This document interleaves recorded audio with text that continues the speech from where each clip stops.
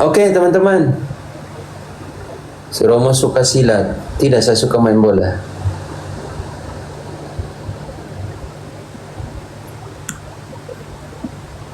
Saya suka main bola, masuk sampai di kesebelasan Persami antar kabupaten.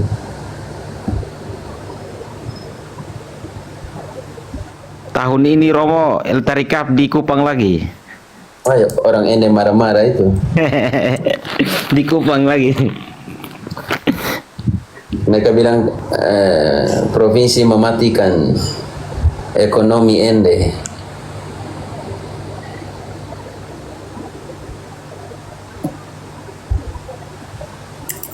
Forza Perse, Forza Perse. Di Kupang bulan Oktober nih, bulan Oktober. Begitu. Jangan lupa ya, saksikan. Ada siaran langsung kok, bro. Biasanya ada. Tapi Ada. semoga kameranya diperbaiki untuk yang jauh. Ya, yang puji dekat. Tuhan lah, puji Tuhan. Mudah-mudahan tahun ini ya layanan multimedianya lebih dinaikkan kualitasnya lah. Begitu ya. Nanti buat di ND kenapa ya tidak jadi kualitas lapangan kah? Kurang tahu sih Romo. Tapi kalau kualitas lapangan ya bisa pindah lagi ke kabupaten terdekat tuh. Ke Ngada contohnya, Ngada punya fasilitas bagus. Katanya kembali ke ND rumah. Ada yang komen. Tapi Kupang Saya belum tahu sih. Tapi update terakhir masih di Kupang sih. Mungkin ya. Mungkin di ND kembali lah. Kupang Mungkin sudah ada keputusan terbaru nih. itu dari bola bunda, Rom. Kupang batal kembali ke ND. Sudah kembali ke Ende, oh kampu anak-anak su cari dana su 15 juta sekarang nih Om. Baiklah. anak ND so kembali ya. Anak-anak su cari 15 juta tuh.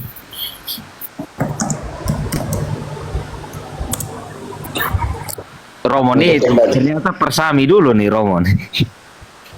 Saya dulu Persami, tapi waktu seminari Mateloko selalu sparring dengan PSN. Waktu novisku sparring dengan Perse Manggarai. Persi Manggarai. Sering ikut turnamen di Manggarai dulu. Piala Bupati dan semua.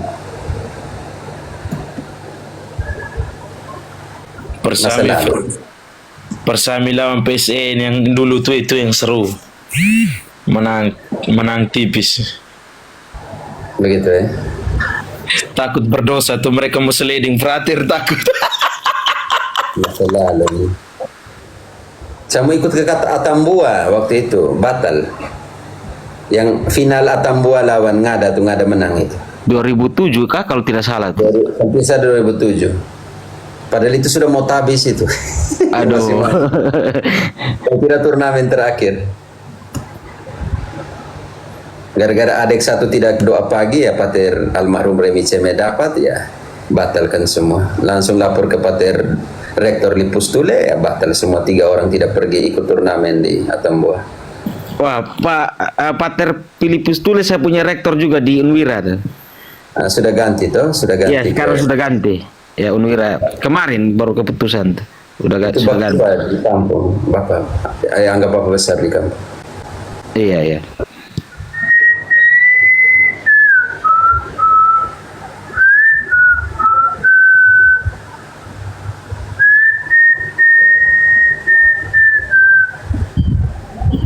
Itu ada yang tanya mau apa perbedaan substansi doktrin ortodoks dan Katolik Roma? Transubstansiasi kali Romo. Transubstansi ya. Transubstansi doktrin.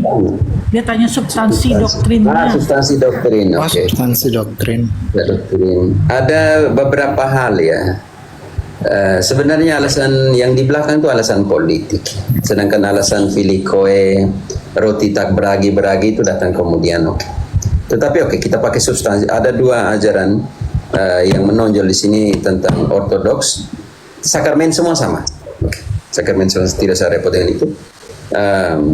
Sedangkan Ortodoks tambah 3 Makabe, kalau tidak salah di dalam kitab suci.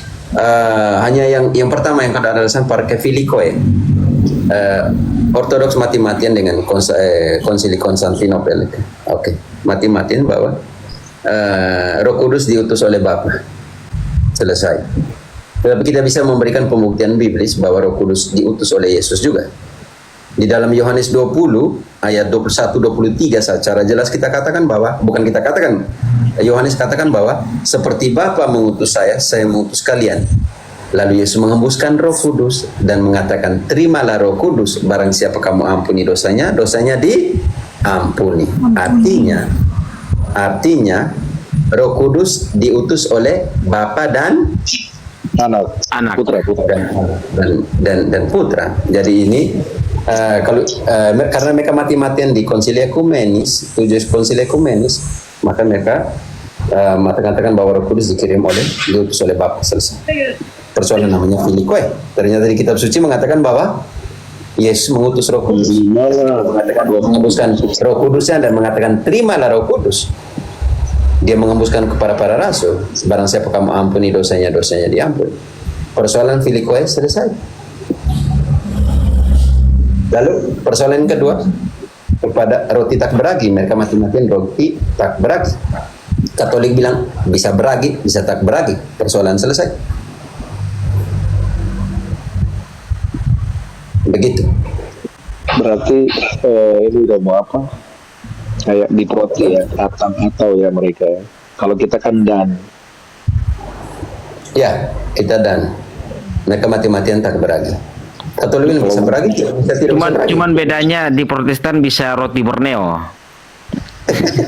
Sari roti juga. Mereka pakai piala plastik. Nah, itu gelas plastik. Baru mereka mati-mati. Gelas plastik yang harga Tuhan Itulah, Allah. dimana Yesus bilang, Yesus mengambil piala plastik dan memberikan kepada para rasul gelas-gelas plastik. Tidak ada. Kan jadi lucu. Jangan protestan lagi kalian ini. Romo, Ya. kita kan bilang gini kan, ini Alkitab kita asli, gitu. Keasliannya terjaga. Bagaimana proses sehingga keaslian dari Alkitab itu terjaga sampai sekarang, begitu. Apa argumentasi yang kita gunakan untuk kemudian menjelaskan bahwa Alkitab itu masih terjaga keasliannya?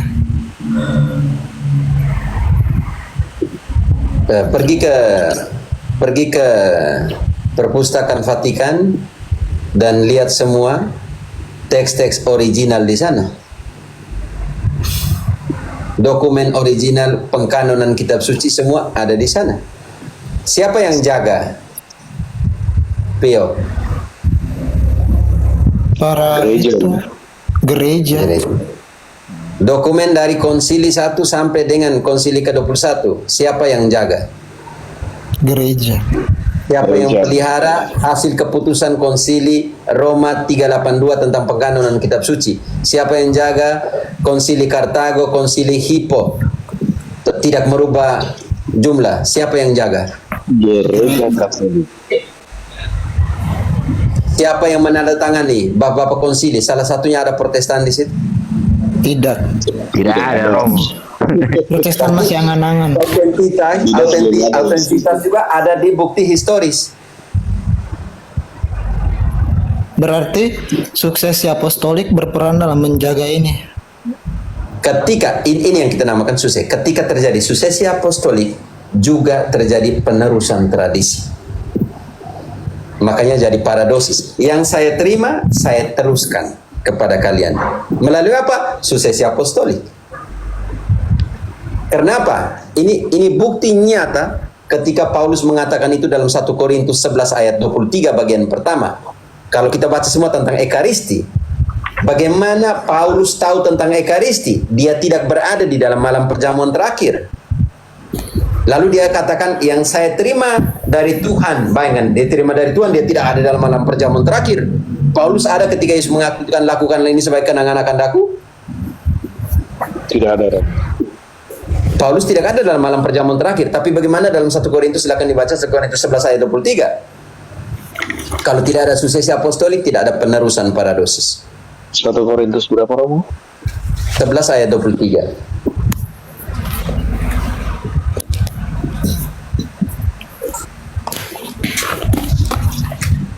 Sebab apa yang telah kuteruskan kepadamu telah aku terima dari Tuhan, yaitu bahwa Tuhan Yesus pada malam waktu ia diserahkan mengambil roti, dan sesudah itu ia mengucap syukur atasnya. Ia memecah. Sudah. Katolik apostolik, sudah. Pio, Paulus bilang, yang saya teruskan kepada kalian adalah yang saya terima dari Tuhan. Pertanyaan, Paulus, engkau tidak ada waktu malam perjamuan terakhir.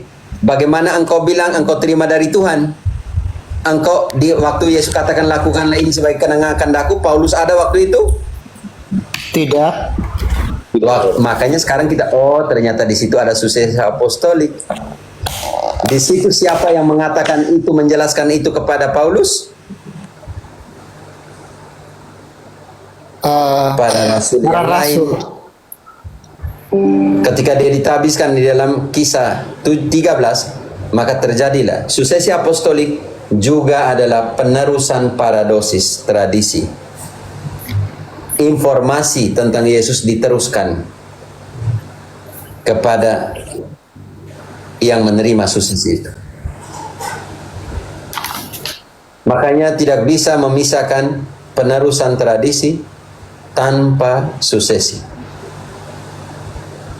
Karena penerusan semua data, dokumen, tradisi, magisterium, pengajaran dilakukan bersamaan dengan suksesi apostolik. Makanya dari Petrus sampai dengan Leo tidak pernah terputuskan. Iya, betul sekali. Untuk bukti bahwa kesetiaan kepada pengajaran ada di suksesi apostolik. Rasul Petrus meneruskan yang lain, uskup paus yang lain, uskup Roma meneruskan kepada yang penggantinya, meneruskan sampai dengan Leo. Itu bukti paling nyata dari kesetiaan kepada ajaran Yesus. Yang menjadi lucu, Romo, mereka tidak diutus, tetapi mereka mengaku memegang ajaran. Tidak diutus. Ini jadi persoalan. Iya, tidak diutus tapi memegang ajaran nih. Itu ibarat kayak tidak dilantik sebagai kepala desa, tapi ngaku-ngaku sebagai kepala desa tuh. Iya, betul sekali. Ya. Bisa jadi. Karena itu, Pio, engkau harus mengerti apa itu apostol yang diutus. Kalau yang diutus artinya ada yang mengutus. Suksesi apostolik artinya suksesi pengutusan. Suksesio apostolikos. Pengutusan. Artinya pertanyaan saya untuk galang juga, siapa yang mengutus mereka? Kalau kita kejar berhentinya di Luther, selesai. Sudah nggak ada yang ngutus, ngaku-ngaku penyempurna lagi. Ya, Kalau mereka kan mereka nggak sampai ke Luther juga itu. Makanya yang analogi yang tadi tuh. Pertanyaan saya, siapa yang mengutus mereka? Sudah tidak ada perutusan, penyempurna lagi mau. Analogi kan kayak tadi, ya, tidak pernah dilantik menjadi kepala desa, tapi ngaku-ngaku sebagai kepala Presiden. desa dan menjalankan fungsi sebagai kepala desa, tapi tidak pernah dilantik. Makanya warganya kacau balau semua. Ya. Pertanyaannya, jadi kalau seperti itu pertanyaannya, coba tunjukkan bukti biblis Markus benar-benar menulis firman Tuhan. Tunjukkan bukti biblis Lukas, Paulus, dan lain-lain. Tidak akan bisa. Tanpa magisterium yang mengatakan bahwa itu Injil Matius adalah Matius, Lukas adalah Lukas punya, Markus adalah Markus punya, tidak bisa. Contoh kisah para Enaknya rasul jadi saja. Protestan. Kisah para Enaknya rasul jadi itu yang nulis Protestan. Lukas loh, tapi tidak dijelaskan. Iya, makanya siapa yang memberi nama mengatakan bahwa Lukas menulis Lukas dan Kisah Para Rasul? Siapa kalau bukan gereja? Paus, magisterium. Jadi apa ya Rom? Kadang kalau dong terlalu batu saya omong saya bilang proti. Atau tidak kitab suci itu suka-sukanya Paus pilih ini dari Tuhan, ini bukan buang, ini dari Tuhan, pakai yang bukan buang. Terus perlu protes ke Paus itu manusia biasa. Bahkan ini Romo yang saya mau soroti, banyak orang-orang proti, bahkan orang Katolik sendiri tidak bisa membedakan apa infalibilitas dengan innocent. Ya, tidak dapat salah dalam ajaran dengan tidak berdosa. Itu fatal itu. Mereka tidak bisa bedakan. Itu jatuhnya apa mereka? Paus juga manusia biasa. Hey, lu ini orang bilang infalibel, lu bawa di innocent lagi. Ya, harus ada dibedakan bahwa tidak bersalah dalam ajaran moral dan iman dan tidak berdosa sangat berbeda. Semua orang berdosa. Innocent tuh lugu. Iya. Nah, maksudnya lucunya di sini tidak bisa membedakan tidak bersalah dengan tidak berdosa. Itu makanya apa ya Romo, saya sempat diskusi di beberapa forum-forum ya. Bahkan di forum-forum organisasi resmi loh, saya bilang kalau kamu pakai analogi kitab suci, tradisi dan magisterium di dalam sistem peraturan di sebuah lembaga, kamu salah. Karena kitab suci, tradisi dan magisterium itu satu sumber wahyu Allah, dan ya yang memelihara itu oleh magisterium, tidak kontradiktif satu sama lain. Sehingga makanya ya yang menghasilkan kitab suci, karena kitab suci itu infalibel, yang menghasilkannya juga harus infalibel, tidak dapat salah dalam iman dan moral. Dia bilang apa? Semua manusia berdosa. Yesus orang Katolik Namanya sangat berbeda. itu juga orang Katolik juga kosong hey kita. Mana ketika Yesus mengatakan gembalakanlah domba-dombaku, tidak ada hubungan dengan Petrus yang menyangkal. Itu sangat berbeda. Satunya engkau beri tugas kepadamu, satunya bahwa engkau manusia berdosa. Malah dikasih kunci kan. Mereka bilang Kenapa tidak kasih kunci setia sampai salib? Kenapa tidak kasih kunci sampai kepada Yohanes? Yohanes setia sampai salib kok. Kenapa tidak kasih kunci kepada Yohanes yang mati terakhir? Yohanes juga tidak repot ketika Clement jadi paus selama dia masih hidup. Yohanes tidak protes, "Hei, saya ini murid yang terkasih. Kenapa kau paus?" Tidak, kalau orang gereja pilih Clement jadi paus ya sudah. Yohanes tidak protes. Sayangnya para rasul bukan protes, bukan Protestan. Ternyata para rasul bukan Protestan. Nah, itu yang dimaksudkan. iya betul. Para rasul bukan Protestan, betul. Mereka Katolik semua karena taat pada Kristus. Apa yang sudah Kristus tetapkan ya mereka taat. Tapi lucunya begini, mereka protes bahwa Petrus itu tidak layak. Tapi mereka tidak tahu besok-besok mereka dipanggil nih, yang duduk jaga di pintu nih Petrus. Yang duduk jaga ini Petrus. Petrus bilang, MYM, kau yang bilang buang saya tuh. Kau out paling pertama tuh. Oh, saya gitu. Mereka juga kan bilang Bunda Maria nggak layak dimuliakan. Ayo. Baca tulisan Luther dan Calvin. Iya. Calvin. Ajak mereka bertobat cepat. Jangan ajak mereka bertobat cepat-cepat. Neraka masih luas. Wah, nanti mana lagi tuh? Neraka masih luas. Jangan ajak mereka. Masa cuma Martin Luther dan kawan-kawan di neraka? Harus ada teman dong. Bahkan Luther dan Calvin sendiri menulis bahwa kita harus menghormati Maria. Artinya begini ya. Protestan A dan Protestan B itu kan dua bos bilang A, anak bodong bilang B, cucu dong bilang C. Nanti anak yang lain kuah kosong kembali lagi ke A. Tumpang tindih, Pak. Maksudnya kalau kamu mengaku bahwa kamu diselamatkan hanya karena iman, bagaimana kamu iman itu gado-gado itu bisa masuk surga, bagaimana tuh? Saya kacau. Baku naik ajaran. Romo mute kami. Masih di mute Romo. Pater, bolehkah umat Katolik menerima komuni di gereja Ortodoks dalam hal terdesak? Contohnya perminyakan suci, pengakuan di mana tidak ada imam Katolik, ritus Roma ada di situ, atau 24 ritus ada di situ. Dalam hal emergensi bisa untuk sakramen, contohnya minyak suci atau pengakuan dosa. Itu sudah ditetapkan dalam KGK dan kanon. Tetapi engkau jangan cari, kau sudah tahu ada gereja Katolik di situ, kau pergi kau bilang emergensi tiap minggu, tidak bisa kah? Emergensi tiap minggu ini rusak juga.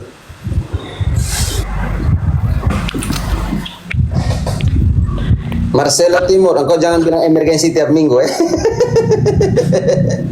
Valid, ya sakramen Ortodoks 77-nya valid, tapi tidak layak, tidak licit, karena tidak berada dalam kesatuan penuh, kecuali gereja Katolik Timur, iya valid dan licit. Nah sama juga SSPX juga ya valid tapi tidak licit. Beberapa orang masih mengupayakan persatuan antara Serikat Santo Pius X dengan gereja yang resmi. Semoga saja mereka bisa taat. Semoga Bapak urusan magisterium, Bapak Paus mau bilang bagaimana, kita tunggu sih. Iya, tapi ya lebih baik gereja mengambil posisi tegas, karena saya jujur aja, kami punya lingkungan banyak saudara-saudara itu banyak SSPX, jadi lebih baik ada ketegasan supaya mana kambing mana domba, begitu sih kalau menurut saya.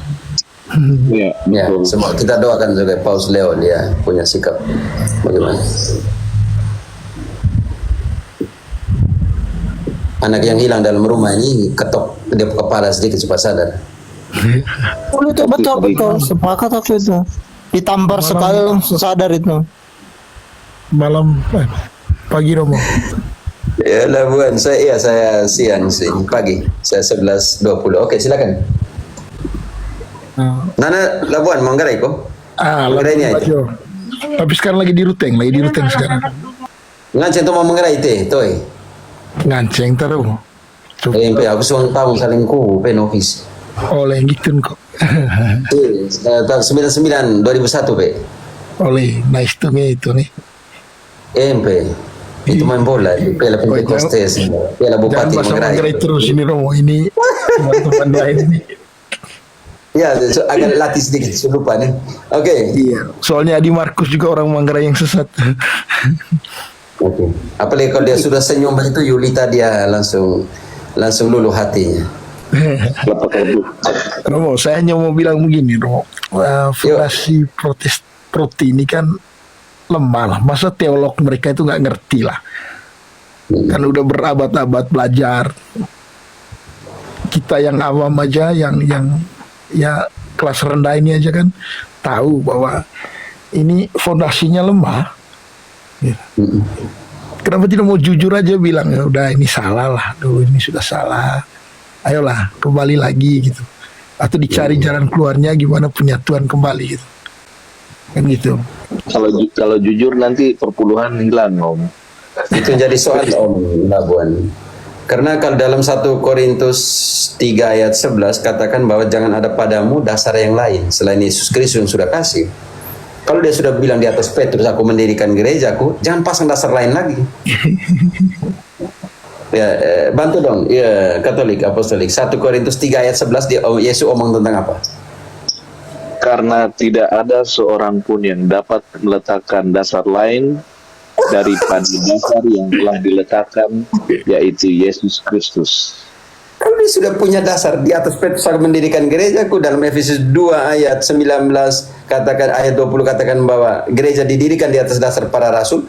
Jangan ada padamu dasar lain lagi. Jangan kau pisahkan antara Kefas punya, Paulus punya, Apolos punya. Jangan kau bilang denominasi ini, denominasi tidak ada. Ayat 21-nya Nana. Katolik. Ayat 21. Yang sama, yang 1 Korintus. Karena itu, janganlah ada orang yang memegahkan dirinya atas manusia, sebab segala sesuatu adalah milikmu, baik Paulus, Apolos maupun Kefas, baik dunia, hidup, maupun mati, baik waktu sekarang maupun waktu yang akan datang, semuanya kamu punya. Tetapi kamu adalah milik Kristus, dan Kristus adalah milik Allah. Dan yang milik Kristus, dia kata kepada Petrus, gembalakanlah domba-dombaku. Jangan kau pakai orang lain gembalanya, dombanya Kristus punya. Dia sudah bilang kepada Petrus, kamu pasang lagi orang lain gembala, bagaimana? Makanya kau bilang, iya benar, dasar teologinya sangat parah. Memang benar. Dasar Ya, biblis Romo. juga sangat parah. Contoh, Protestan. pendirian Adventista menurut dasar biblis, mana? Pentekostas, karismatik menurut dasar biblis, mana Yesus bilang, dirikanlah gereja Pentekostas, di mana? Protestan tidak dapat dipertanggungjawabkan secara logis, teologis, dan historis, Romo. Protestan berdiri di atas tanah sengketa. Tepatnya di situ. Ya, mereka berdiri di atas tanah sengketa. Tapi Dan juga saya hanya mau berpikir baptis begini, buat Romo. kosong. Oh iya, labon. Mungkin gini lah. Udahlah, karena sudah paham hal gini, mungkin udah berabad-abad kan. Malu mau mengakui. Udahlah, dan buat kitab sendiri aja. Gitu. Itu kan lebih fair kan. Buat kitab sendiri. Jangan, kan lucu nih. Udah pakai kitab Katolik, maki lagi yang punya kitab kan gitu. Dalam bahasa Spanyol tuh dia bilang begini, le gusta la leche, odia la vaca. Suka susunya, benci sapinya. Begitu. Gak tahu diri. Ya, ujung-ujung itu.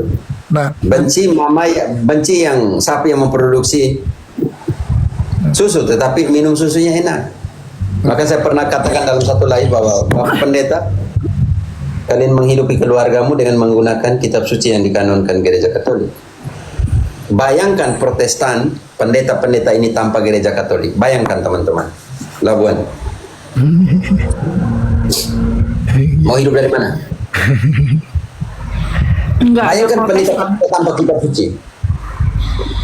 Tanpa perjanjian baru. Bayangkan sih. Jadi ahli nujum semua. gitu. Bayangkan Protestan tanpa Katolik. Jadi ahli nujum semua. Karena itu sekarang di Amerika, kemarin dulu saya baca dari revista Reformater,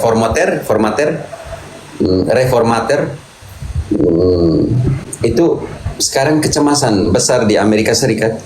Gelombang arus perpindahan dari Protestan ke Katolik itu sangat tinggi sekarang. Iya. Nggak tahu di Indonesia. Nah, ya, yang menarik gini, Banyak mau. Yang kembali yang banyak menjadi sekali. soal kan gini, ketika kita kan hidup tidak hanya kita aja kan, tidak hanya Katolik dan Protestan aja, itu ada teman-teman Muslim, teman-teman yang lain. Kacaunya ketika Kristenitas itu hanya dipahami dari cara-cara pandang teman-teman Proti ini, seolah-olah ya Kristen itu gitu, padahal beda kan, sangat cara kita memahami keyakinan kita itu kan sangat beda sebenarnya. Nah itu sih yang paling saya ngerinya di situ kan, ketika menggunakan Alkitab yang sama kan itu, so jadinya kan dianggap bahwa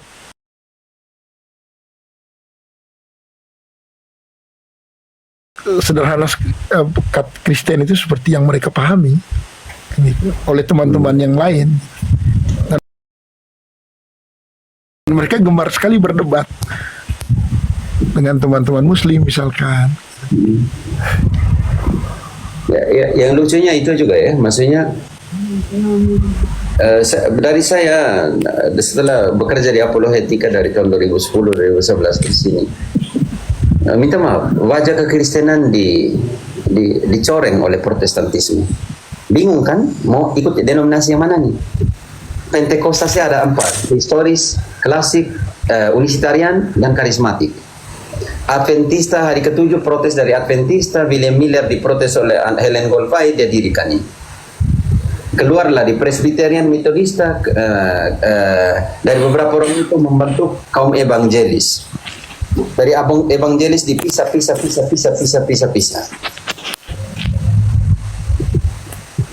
Jadi kekristenan yang sejati itu di mana? Ketika wajah itu terpecah. Mereka aja bingung. Sudah terpecah baru serang-serang teman-teman RT 6 lah gitu. Ya, sebagai contoh, Oh, ya, ada Lord tadi ada komen Lord. Halo. Halo, selamat malam Romo. Oh ya, Lord nih dari mana Lord? Romo atau Bapak atau Om? Saya biasa Om saja lah. Oke, Om Lord. Ya. Mau bertanya Romo. Oh ya, silakan. Saya lagi setengah jam ya, jam 12 makan siang. Oh, Silakan. iya. Yang pertama, indulgensi Katolik itu apa masih berlaku sampai sekarang atau yang bagaimana itu rupanya dosa bisa dibayar dengan uang di dalam Katolik itu yang pertama. Oh, saya Yang bilang kedua, dosa dibayar dengan uang. ya waktu Martin Luther memprotes bahwa Katolik itu Oh ya, tolong zaman itu apa masih berlaku ya. sampai sekarang atau tidak? Itu maksudnya. Ya, pertanyaan Katolik. saya, di mana di dalam gereja Katolik dosa dibayar dengan uang? Kalau Kalau sekarang omong yang tentang indulgensi itu sangat berbeda. oh Tolong baca tesis nomor 71 dari Luther. Untuk yang menentang indulgensi kepausan, terkutuklah dia. jadi indulgensi sampai sekarang untuk gereja Katolik itu yang rupanya seperti apa itu Romo? Nah, Oke. Yang masih Anda berlaku. sekarang Lord, tidak mengerti ya, indulgensi. Romo jelaskan dulu indulgensi. Silakan. Apa Dia itu orang indulgensi? Protestan hanya tahu indulgensi tapi tidak tahu. Tetap pertanyaan saya, engkau Katolik atau Protestan? Katolik Romo. Oke. Engkau pernah diajari apa itu indulgensi? Indulgensi itu kayaknya tidak salah pengakuan dosa ya, mengaku dosa begitu ya. Bagian kecil dari indulgensi adalah pengakuan dosa. Betul. Tetapi Langkah engkau awal. mengerti apa yang dimengerti oleh indulgensi menurut Luther sendiri di dalam, tolong bantu dong, nomor 71 dari tesisnya, dari 95 tesis ini tadi.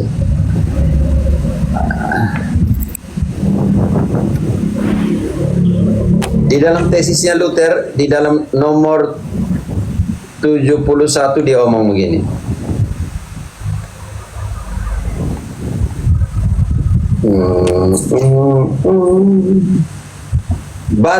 Barang siapa berbicara menentang kebenaran indulgensi kerasulan, biarlah dia dikutuk dan terkutuk.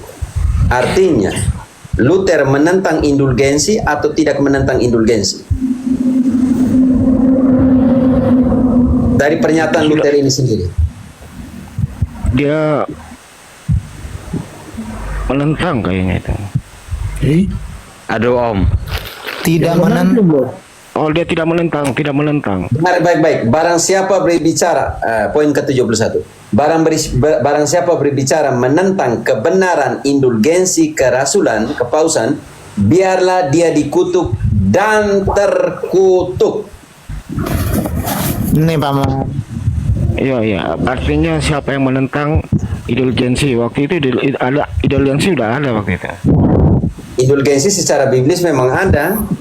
Iya. Apa yang tidak ada? Maksud saya, Luther menentang indulgensi atau tidak? Ini yang pertama, engkau harus mengerti itu dulu.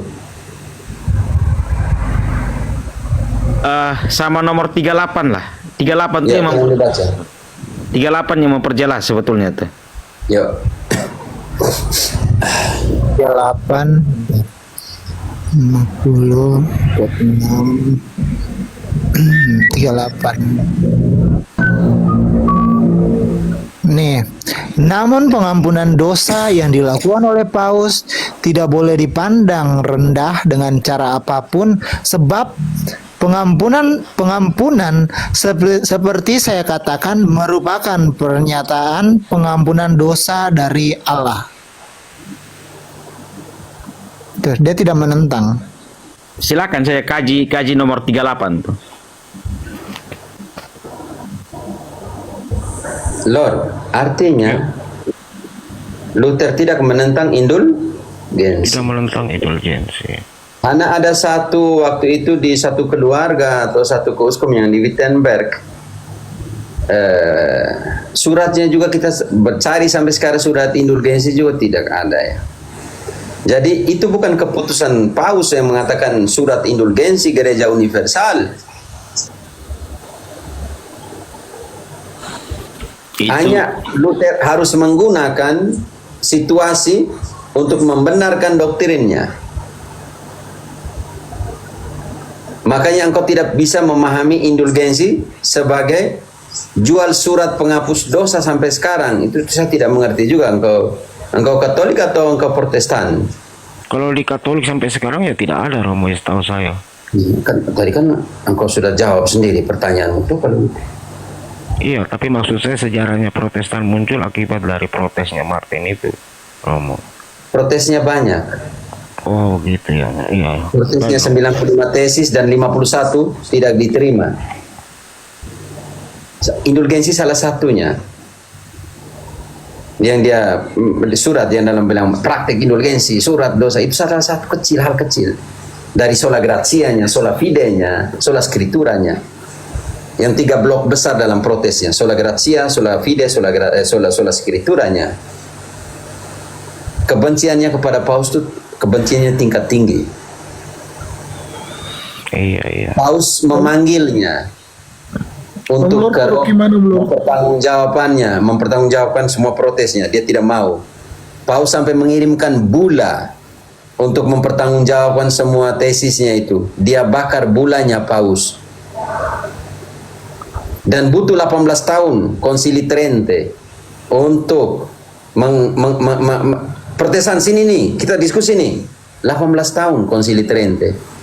Tapi Protestan tidak mau. Di dalam pertemuan pertama, sesi pertama dalam Konsili Trente, Protestan lari semua.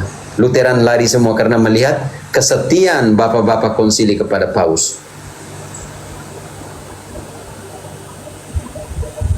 Jadi tambah semua. Jadi sebetulnya, izin Romo, sebetulnya kalau kita mau melihat yang menganatema orang Protestan pertama adalah Luther tuh. Di poin nomor 71 tuh. Yang menganatema pertama orang Protestan adalah Luther. Luther bilang apa?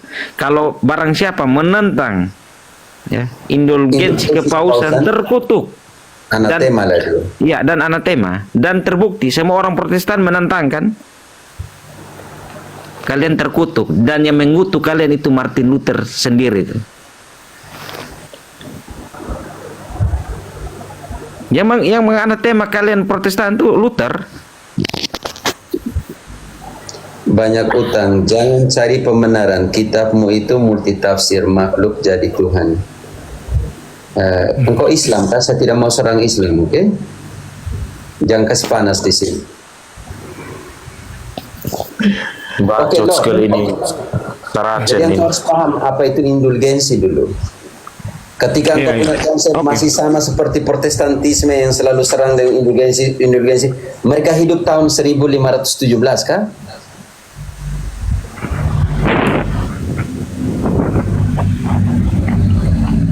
Mereka ada waktu Protestan sekarang ada waktu Luther pasang 95 tesis kan?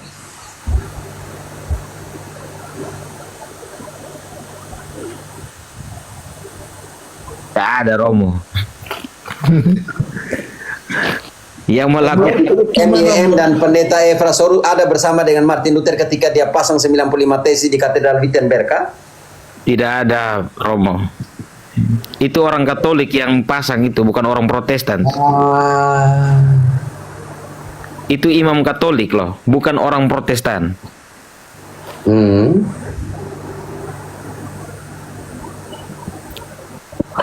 Begitu Lord. Jadi engkau sekarang engkau suruh Protestan buktikan surat indulgensi, surat dosa itu.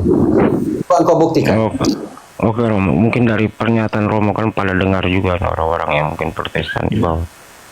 Coba kalau Protestan bisa menunjukkan suratnya dan simpan di mana surat itu, silakan.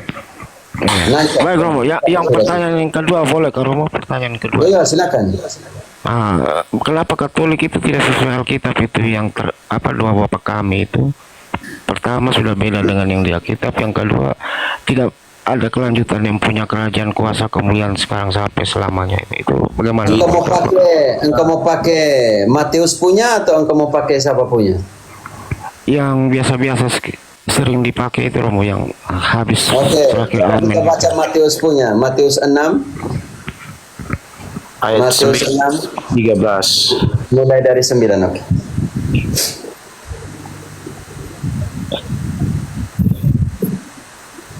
Om Tapi Katolik. pernyataanmu bahwa Katolik tidak pakai yang sesuai dengan kitab suci, oke? Engkau harus mempertanggungjawabkan sebentar. Engkau ini Protestan atau Katolik? Izin Romo, izin Romo. Tapi maksud saya begini Romo, maksud saya Izin tanya, lazimnya atau sering biasanya itu Tidak cara di tanya amin aja dari Katolik atau Protestan. Katolik Romo, maksud Kita saya proki mana, kehidupan mana? Om Lord Profi mana nih? paroki di Naipona Romo. Proki namanya apa? Di Lebonat di mana Om? Izin. Karena dari dua pertanyaan tadi Di Lebonat tidak ada paroki, stasi. Iya, stasi yang berupa gereja sekarang belum berbentuk Stasi paroki. mana Om? Belum. Stasi Stafeni Fastapen ya. di mana Om? Izin. Stafeni apa tuh? Ayolah Kakak Lord. Fioni. Kalau Protestan juga nggak apa-apa Kakak Lord. Yoni mana Om? Soalnya saya dekat sekali dengan Nebonat nih. Di situ yang saya tahu paroki Taklale. Bukan yang di asrama sana itu loh, di Trans Mana? Naibonat. Trans Naibonat. Belum berupa paroki masuk Taklale stasi itu. Nggak apa-apa, Galang, nggak apa-apa Galang. Biar Tidak apa. kita diskusi aja. Silakan Matius. Romo. Oke, Matius 6 ayat mulai dari 8.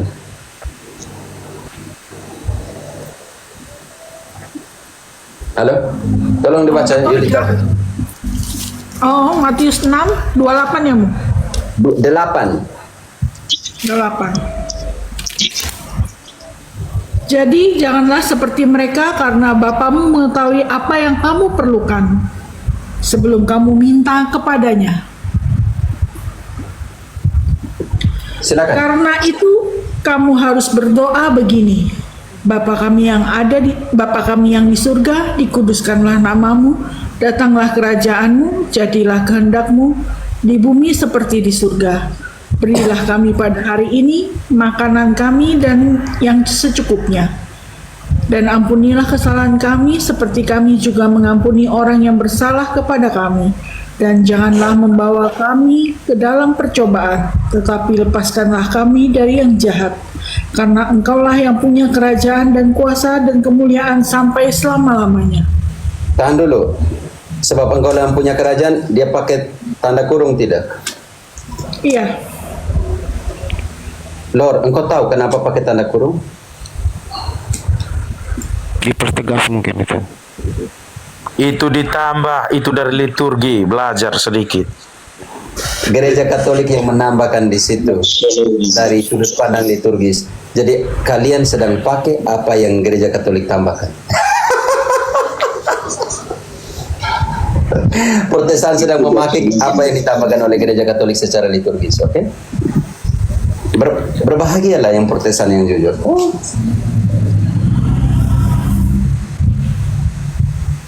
Oke Romo, baik Romo penjelasan. Jadi salam untuk pendeta-pendeta Protestan yang pakai itu, bilang berterima kasihlah Gereja Katolik, oke?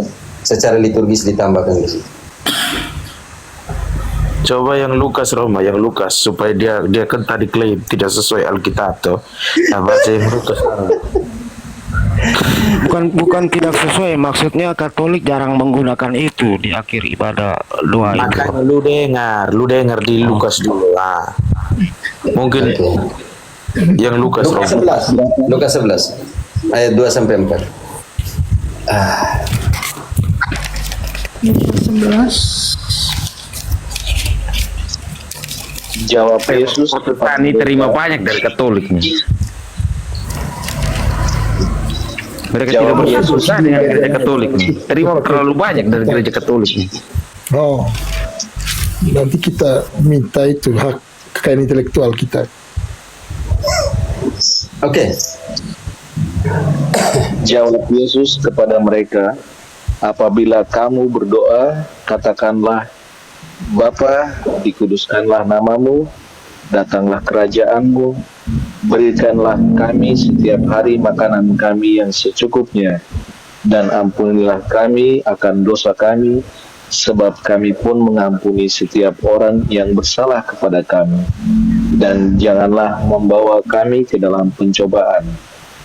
Lalu katanya kepada mereka, jika seorang di antara kamu ada pada tengah malam pergi ke rumah seorang sahabatnya dan berkata kepadanya, Saudara, pinjamkanlah kepadaku 3 roti.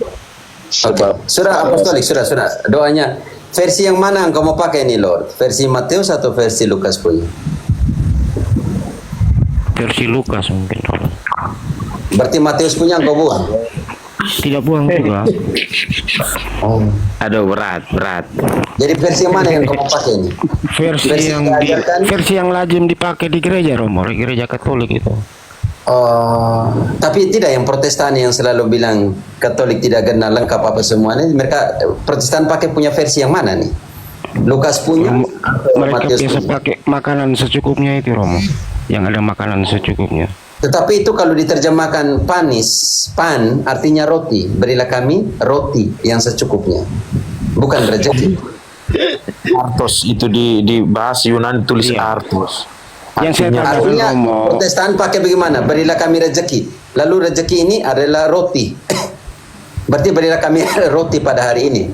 ya, Bukan rezeki. yang jelas berkat untuk dimakan dan kenyang untuk diperut Romo. Tapi yang Tidak, saya kalau kata tanyakan Romo, aslinya artinya roti. roti ya artinya makanan semua itu Romo. Itu sudah penafsiran. Itu engkau sudah tafsir, saudaraku. Berarti tidak lagi kata asli. Berarti Protestan Katolik punya yang menerjemahkan itu. Jadi begini Lord, ya saya jelaskan ke kamu. Kalau kamu ngotot-ngotot bahwa semuanya harus tertulis di Alkitab, kau harus bedakan dulu Alkitab di Injil mana. Matius pun beda, Markus pun Lukas pun beda. Dan di Matius itu gereja yang tambah di situ. Sebab engkau lah yang mulia dan memiliki kerajaan dan kuasa sampai selama-lamanya. Itu di misa, kau ikut misa Katolik setelah set liberanos amalo, liberanos baru bebaskanlah kami dari penjara. Terus jawab apa? Sebab engkaulah raja yang mulia dan berkuasa untuk selama-lamanya. Ya, setelah embolisme itu. Sekula. Jadi apa? Itu adalah tambahan yang berasal dari liturgi. Dan penerjemahan artos menjadi rezeki itu berdasarkan terjemahan kontekstual. Dan kalau Santo Agustinus bilang roti itu juga bisa apa? Kristus itu sendiri, karena Kristus adalah roti yang turun dari surga. Pertanyaannya, kalau kau terjemahkan itu hanya sebagai makanan, berkat dan lain sebagainya, kau juga salah di situ. Karena Yesus bilang dia roti yang hidup dari surga. Kau hanya makan roti Borneo, bread apa mau masuk surga? Oh, dia bisa Om. Ya, baik. Ya, makasih penjelasannya, Bapak-bapak. Iya. Oke. Selamat Oke, malam. sampai sana. Oke, selamat malam. Om. Oke. Om. Suruh dia. Mantap, Om.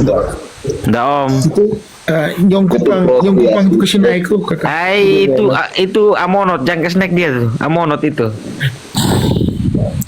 Dia gua kosong Pak. Buta huruf Jadi itu. Om polisi ini dia tanya, dia tanya tidak sesuai kitab suci. Buta kenok serius. Lu bilang kau omong kitab suci ini kitab suci dari mana? Nah, tanya kau nih, kau kitab suci apa yang mana? Tidak jelas ya. Orang mana? Mantap. Saya orang Ede Romo, Ede. Iwa yang di bawah tuh. Oh. Tidak tahu lagi Romo. kasih naik satu biar kita lihat deh buta kenop itu. Biar kita mau tahu Joto mau sampai di mana. Yang mana tuh? Kakak Nyongkupang itu Romo. Jangan Romo itu minta maaf. Saya tahu dia itu. Aduh, amonot itu. Jangan. Aku. Hai begitu. Benar. Tidak Om Gala. Jadi kalau dia mau naik dia tertib, kalau tidak kita kick dia. Saya senang tuh. Saya senang kalau dari om siapa om PT 20-an tuh. Jadi dia lebih ini. Dia kalau kau datang mau tanya untuk belajar, kayak Lor ini walaupun dia tidak ngaku, dia istilahnya apa? Dia mau belajar gitu. Dia tidak berpolemik. Saya rasa itu masih mending karena apa? Dia mengatakan tuduhan dan kita bantai dia tuduhan di sini dan dia tidak bisa pertanggungjawabkan. Nah, kalau dia datang untuk berpolemik nanti kan Kak Yulita bisa kick, buang dia, jangan, tidak usah dia ngomong. Eja slow, Eja jangan terlalu keras oh. Tidak kes. Itu Jadi macam sekarang nih teman-teman Protestan kan apa ya? Mereka tuh sekarang lagi dilema nih. Karena apa? Dilema nih karena begini. Dengan kemunculan Romo Patris akhirnya mereka sadar bahwa di dalam tubuh Protestan itu perpecahan terjadi tuh. Perpecahan terjadi tuh. Gemit GBI beda, baptisan aja beda kok.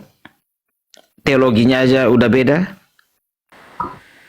Itu kawin cerai juga itu masa seseorang perceraian dianggap sah ketika dia bercerai di pengadilan negeri.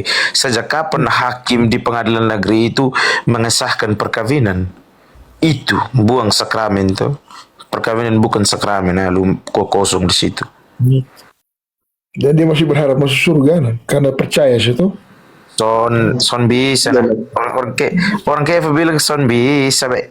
Kan bisa. Yang penting percaya. Ada satu pertanyaan saya yang selalu saya tanyakan di orang-orang Protestan. Pertanyaan saya simpel saja. Keselamatan di Protestan tuh mana yang betul? Hanya oleh kasih karunia atau hanya oleh iman? Itu pertanyaan saya simpel saja tuh. Hanya oleh kasih karunia Tuhan atau hanya oleh iman? Mana yang betul? Mesti bongkar kembali kuburnya Luther mau duduk lagi tanya benar yang mana nih? Karena kalian berkali antara pengikut nih. Kalau orang Jepang bilang Edo Tensei no Jutsu, kasih hidup ulang kembali. Mau tanya Luther yang benar yang mana nih? Kau pengikut berkelahi terus nih antara yang ini tidak jelas, yang tidak jelas. Kau jelaskan dulu kepada pengikutmu, gitu kan? Iya kan. Pemansan Topio itu Romo nggak relate dengan Naruto Tidak apa-apa tuh nanti. Okay. Romo juga bahkan Naruto sendiri loh di film-film itu menjelaskan bahwa hidup ini punya realitas, bukan tafsir bebas. Iya, punya realita betul. Ini kan kehidupan nyata. Nih mes aja Mas. Malam. Oh ya, Selamat Chandra. malam. Salve. Salve Romo, selamat malam. Malam Chandra. Maaf Romo, saya mau tanya sedikit Romo. Ini menyangkut anak saya kan, ini masih SD. Jadi mau ke sekolah Katolik itu jauh. Makanya saya ambil sekolah di Protestan. Itu menurut Romo gimana ya? Itu mungkin masukan buat saya. Oke. Frater, kau anjurkan dulu pada situasi Indonesia ini, saya di luar nih. Sebentar buat saya. Oh ya, oke, baik. Pak Chandra posisi di mana? Saya di Kalimantan. Ya, Kalimantan mana? Kalimantan Timur. Timur, Samarinda. Sangat. Oh, di Sangatta. Iya, ya. Sangatta mananya? Di Sangatta Selatan. Oh, di bagian selatan. Gini aja. Paman punya anak itu perempuan atau laki yang masuk ke sekolah Protestan itu? Perempuan. Oke. Hanya satu kah punya anak atau dua? Berapa? Umur berapa dia? Ini masih SD barusan masuk juga.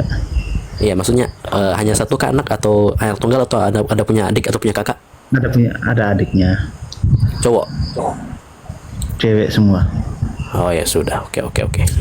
Jadi gini. Selagi dalam ranah pendidikan, oke. Dia Paman Chandra sendiri seorang Katolik atau bukan? Katolik sejak lahir. Oke. Ya, jadi gini Paman ya. Jangan sampai dirinya akan menjadi diskredit atau merasa terpojok. Karena begini. Itu berangkat dari Paman Chandra sendiri. Ketika pelajaran agama, dia masuk pelajaran agama Protestan atau Katolik di sekolah? Maksudnya? Ya, udah bersekolah dia kan, anak bapak kan? Iya ya. Nah, dia ketika pelajaran agama masuk pelajaran agama Katolik atau ikut pelajaran agama Protestan? Aduh, kalau untuk ke apa itu belum tahu, Pak. Lah, dia udah berapa sekarang? Maksudnya sekarang kelas berapa? Barusan kelas 1 SD. Oh, baru masuk berarti. Iya. Oke, nanti tolong beritahu sama anaknya. Kamu masuk kelas mana, nak? Ketika pelajaran agama. Gitu ya. Tanya dulu. Nanti tanya ya, Paman Chandra ya. Ini kan Agustusnya kan baru masuk sekolah nih. Ya. Iya, karena Nanti gini, tanya dulu. Ya, nanti tanya Gini, Bang. dulu. Nah, maaf ketika ya, saya pelajaran sedikit, agama, ya gimana? Nah, begini, karena ini ada beberapa orang juga kan yang dari Katolik, yang sekitar saya juga kan masuk sekolah di situ. Makanya saya juga agak ragu-ragu sih. Mungkin siapa tahu terkontaminasi atau gimana selanjutnya. Nah, gini. Ya, Paman Chandra jangan khawatir. Gini. Caranya gini. Ya, kalau memang dia di sekolah itu dia numpang dengan teman-teman Protestan. Nah, Paman di situ ada dekat paroki enggak rumahnya? Agak jauh. Berapa kilo? Wih, kalau ke sekolah sekitar ada 4 kiloan. 4 kilo nggak terlalu langsung kok. Nggak terlalu. Itu jalan pedalaman, jalan kampung atau jalan kota? Jalan kota sih. Nah, jauh jalan kota masih mudah seharusnya. Jadi gini, Paman. Jadi kalau ketika dia di sekolah, dia mendapatkan pendidikan agama ya, lebih pelajaran agama, itu menumpang di Protestan. Nah, nanti syaratnya gini, Paman temui salah satu ketua lingkungan. Nah, nanti di paroki terdekat minta ketua lingkungannya hubungi katekis, biar anak bapak dididik di pengajaran agama Katolik. Tetap nggak apa-apa ikut Protestan di sekolah, nggak apa-apa, tetapi nanti tanya di katekis yang notabene dia paham tentang pengajaran agama Katolik atau guru agama Katolik. Nah, Paman Chandra ada nggak koneksi dengan orang-orang paroki? Ya, kalau untuk ke pengurus paroki ada. Nah, caranya gitu, Paman ya. Jadi jangan lupakan peran paroki. Ya. Ya, betul. Karena paroki itu adalah tempat penyelamat lebih-lebih untuk anak Bapak Chandra sendiri, ketika dia belajar agama, gitu loh. Nggak apa-apa, dia ikut fine di sekolah, oke, nggak masalah. Tetapi itu harus diverifikasi ulang, apakah ini boleh dipakai atau tidak, karena akan berbeda, ya, Paman Chandra ya. Jadi harus koneksi dengan dengan ketua lingkungan sekitar yang Paman Chandra kenal, yang notabene dia memang adalah katekis ya di guru agama Katolik di sekolah mana atau gitu. Nanti coba tanya dia ada nggak waktu kosong. Seingat saya Sabtu tuh kosong lah, nggak masalah kok. Oke, siap. Oke, jadi kita lebih memahami frater di situasi itu. Saya di Kolombia aja saya tidak memahami. Oke, situasi Indonesia sedikit tentang di Kalimantan dan semua. Oke. Nah, mungkin ada yang mau tentang situasi ini? Hari Minggu ikut sekami anak. Ya boleh, betul. Sekami itu menyelamatkan paling pertama. Hari Minggu ikut sekami itu. Izin Kagalang. Gini, kalau saya mendingan sekolah negeri aja nih. Kan itu. Karena kalau sekolah negeri kan meskipun dia nggak diajarin Katolik misalkan, mendingan dia nggak diajarin di sekolah, tapi diajarin di rumah daripada otaknya rusak di sekolah. Gitu. Mendingan sekolah negeri aja, biar dia bisa bertoleransi juga dengan banyak agama. Saya gini, sebenarnya orientasinya ke negeri, cuma umur dia kan belum bisa untuk masuk negeri, padahal dia sudah lewati TKB-nya. Kalau negeri kan harus di atas 7 tahun, dia ini baru 6 tahun. Makanya arahan saya ke situ aja dulu. Jadi begini Om, karena ini berdasarkan situasi dan kondisi, tidak apa-apa. Memangnya karena kuliah di itu kita pindah agama kan tidak? Tapi ya lebih baik begini, lebih baik diajar dengan baik anak itu, ikut sekami, ikut apa ya, supaya jangan menyimpang. Dan kalau memang kalau dia bisa pindah, Kalau memang seandainya bisa pindah-pindah saja Om. Cari sekolah negeri atau sekolah Katolik. Kalau jaraknya masih 5-6 kilo atau 7 kilo, saya rasa kalau pakai motor bisa lah tiap pagi antar anak. Tapi kalau Om juga sibuk, tidak ada yang bisa antar dia, tidak ada yang bisa ini, sudahlah. Ya, kita tidak bisa samakan orang lain dengan kita pun kondisi. Kita mungkin kalau masih muda ya tidak terlalu sibuk, nah antar anak dong mau 10 kilo kita antar. Tapi kan ya mungkin Om Chandra sibuk di kelapa sawit atau urusan-urusan pekerjaan lain tuh, jadi tidak bisa antar. Karena penghidupan yang dekat ya sekolah itu ya tidak masalah Om. Yang penting bisa membina toh. Jangan sampai Om juga masa bodoh. Kalau Om masa bodoh, nah Om pun anak kasihan. Iya, artinya peran orang tua justru dimulai di dalam keluarga lah, di dalam keluarga yang biar dia tetap sekolah di situ, tetapi orang tua tetap memantau dan mendampingi. Betul, sepakat Om. Begitu sih Om. Ada mau pertanyaan lain lagi kah? Tidak ada, Atau cuma itu aja. Oh siap Om ya, Tuhan berkati, sukses terus ya, jaga terus anaknya ya. Oke Om Vanra, ini 168 nih, silakan. Iya, membahas yang tadi sekolah. Om-om semua, Frater, Jangan ada Romo. suara anak kecil Om. Om ya suara anak kecilnya dijauhkan dulu. Nanti kena Ya, ini. sebentar ya. Soalnya TikTok ini Wahyudi ini baper sekali. Bunyi sedikit nih ketemu tahedek semua di sini. Saya dulu pengalaman di Kupang zaman kami SMA tuh gitu. Halo. Ya, Malam makan sudah. paling ya. Oh, Iya iya Om. kasih. Molo. Siap. Molo. Kasih tuh. Molo sih, yo tesaro. Ya makan Oh, siang. molo dia bekar Romo, Tuhan. Ya, turunkan saya Rita, saya makan siang dulu. Iya Romo. Selamat malam ya Romo. Selamat makan siang. Yo mantap, terima kasih. Maaf kalau tidak bisa menjawab semua. Yo, Ya Tuhan. yo mantap. Oke. Ya, karena saya cerita pengalaman saya dulu di Kota Kupang ya, zaman kami SMA itu kan Katolik masih minoritas lah. Walaupun kita sekolah di sekolah negeri, tetapi domain proti sangat kuat walaupun itu sekolah negeri itu, tapi kami tetap dengan pendirian, dengan ya yang paling utama kan bimbingan orang tua. Orang tua selalu menanamkan kekatolikan kepada saya. Saya cerita pengalaman waktu waktu saya SMA, waktu Kota Kupang masih Katolik, masih minoritas, walaupun kita di sekolah negeri yang notabene mereka dominan, tetapi peran orang tua di situ, orang tua kami dari kecil sudah dididik bahwa Katolik beda lah. Kakak izin turun kakak. Ini rute yang dingin sekali nih. Kayaknya ada maksud lain turun karena dingin ini.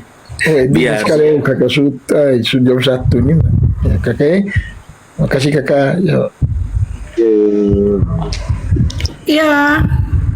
Oke, narasi terakhir ya Om 168 Ya, dari Om sama. Santo ya. Om Iya. Santo yang mau ngasih penjelasan. Habis itu aku tutup room. Karena di sini sudah jam 1. Jadi gini, saya mau ini kan saya turunan Chinese ya, keturunan Chinese.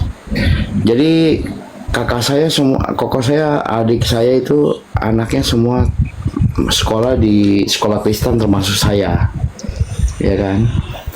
Karena Katolik kalau di Jakarta, di Jabodetabek sini cukup mahal. Katolik, sekolah Katolik di sini tidak ada subsidi dari keuskupan, gitu loh. Jadi biaya masuknya aja bisa 10 sampai 20 juta biaya pendaftaran. Iya. Nah, saya mau tegaskan tadi, memang kalau misalnya udah sekolah Kristen, memang anak-anak koko saya dan adik saya semua sudah Protestan. Sudah Protestan, semua. Dan saya berusaha keras bagaimana anak-anak saya tetap Katolik gitu lah. Karena kan orang tua saya juga Katolik gitu kan, kita lah dari kecil udah Katolik gitu kan, gitu. Iya, Memang nggak biasanya bisa. biasanya orang memilih jadi Protestan tuh karena alasan kepraktisan sih. Yang ditawarkan Protestan tuh kan segala sesuatu hal praktis ya.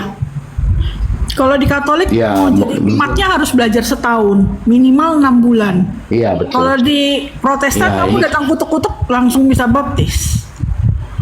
Iya, ini kita bicara tentang sekolah kan. Jadi kembali lagi ke topik, memang kalau misalnya sekolah di sini, kalau Katoliknya mahal gitu loh. Jadi kalau di Protestan itu sekolahnya murah dan pasti ke bawah pasti ke ajaran Kebalik kesana ya, gitu. kalau di tempat saya sekolah Protestannya jauh lebih mahal, sekolah Katoliknya yang lebih murah. Itu kalau di tempat saya. Di mana itu Ibu?